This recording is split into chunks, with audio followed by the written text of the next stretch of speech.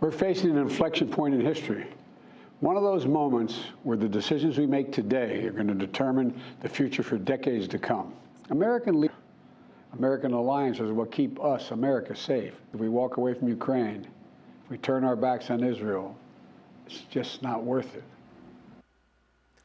That was President Biden addressing the nation last night on the Israel and Ukraine wars. His remarks coming after his trip to Israel on Wednesday.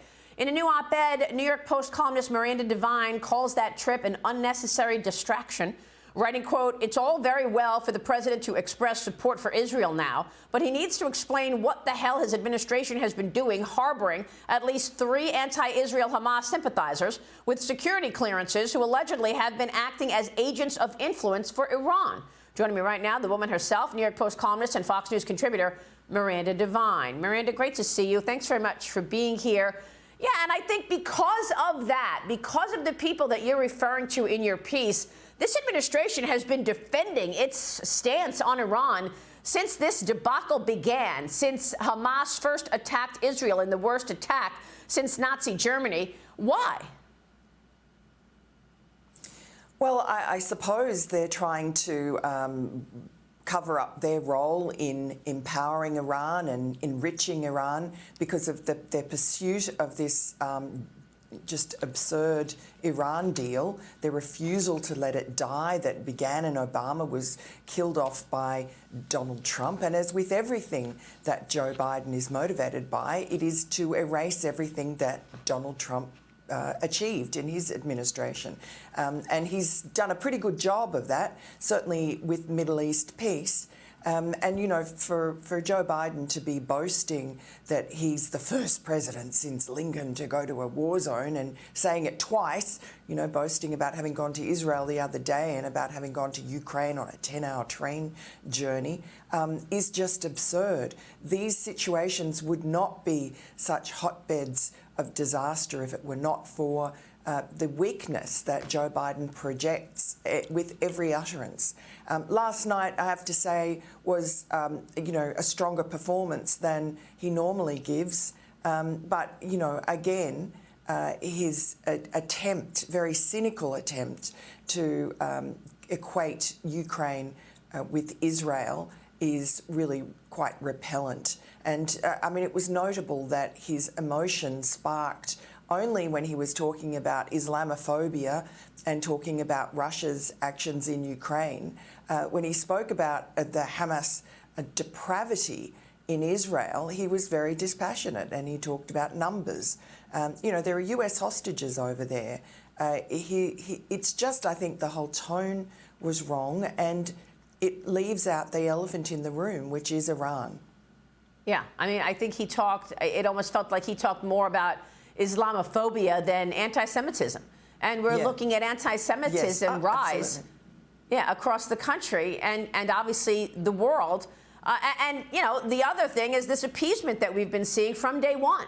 The individuals you mentioned include Robert Malley, who was this administration's and the Obama administration's lead person on doing an Iran deal. This administration has been trying to get back at an Iran nuclear deal since Joe Biden walked into the White House. They've also eased sanctions, enabling the Iranians to generate what? Up to $50 billion in oil revenue. What are they doing with that money?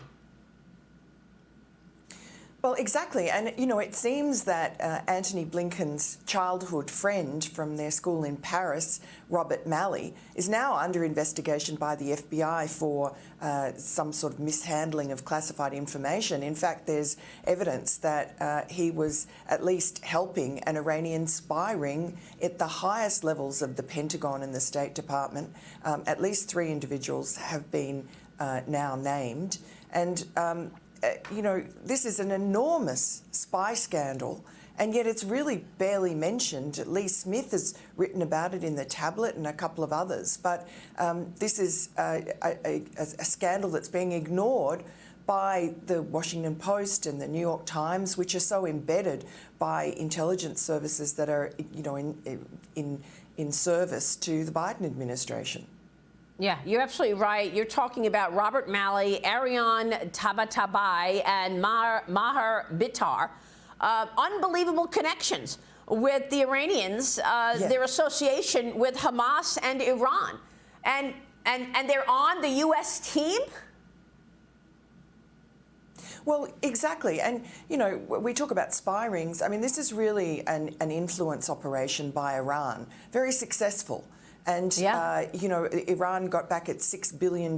We're now told by Antony Blinken, he swears blind, oh, no, they haven't spent that money. You know, the fact they have that $6 billion, the fact that their wealth has ballooned in the 3 years of the Biden administration has given them ample opportunity and resources to fund that atrocity in Israel the other day. And, you know, I find it very peculiar. I find whatever motivates Joe Biden to be very peculiar, because there was no passion about the babies and the families tortured and butchered in Israel. And yet there was enormous passion about Islamophobia. You have to ask what motivates him. And the other frightening thing, I think, is that he poses and has spoken about himself previously as a wartime president. He feels that this is his destiny. And I think that's frightening as well. Yeah, I mean, it's all frightening, particularly since he's trying to tie these things together to get money, to spend more money. He wants to spend money, obviously, to secure and help Israel. But he's also tying that to the money that he wants sent to Ukraine. We've already sent Ukraine $113 billion, and he wants more, $60 billion for Ukraine, versus the $14 billion that he's asking for Israel. This package of $105+ billion that he's requesting from Congress is coming at a time where the House of Representatives does not have a speaker. And, you know, we're talking all about this race for the speaker. You know what we're not talking about is the investigation into the Biden family influence peddling and the investigation into the weaponization of these agencies. I know that the House Judiciary Committee secured a closed-door interview with Hunter Biden's special counsel, David Weiss. That's happening on November 7th.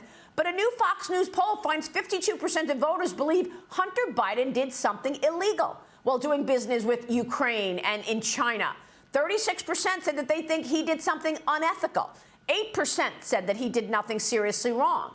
Miranda, I want to get your take on this, because 40% of voters believe Joe Biden did something illegal when it comes to Hunter's foreign business deals. That number is up 5 points since December 2022. Your reaction? Yes, and I think we can thank the House Republicans after taking power earlier this year, and James Comer in particular, his hard work in exposing a lot of the Biden family corruption in Ukraine and Russia and China. And that has really opened the eyes of a lot of Americans who believed the mythology built up over half a century by Joe Biden, that he was honest Joe, the poorest man in Congress. I think that people are understanding that that is far from the truth. But the work still needs to go on.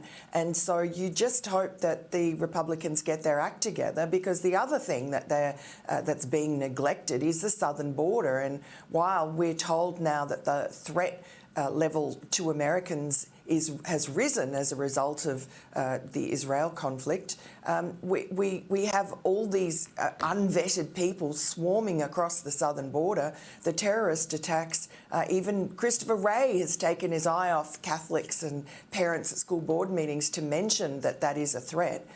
So the Republicans need to get their act together and get a speaker one way or the other, and continue with their good work on Hunter Biden and Joe Biden and unraveling that corruption scandal, which Joe Biden seems to think that he can just get away with. Yeah. Do you think that's one of the pushbacks from some of those GOP holdouts?